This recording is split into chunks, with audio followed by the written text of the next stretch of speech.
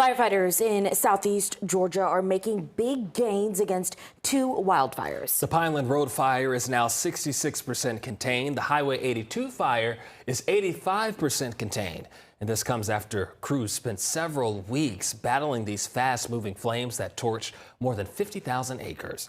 Governor Brian Kemp just signed a bill aimed at reducing wildfire risk. It makes it easier to do prescribed burns in forests by limiting local permit rules.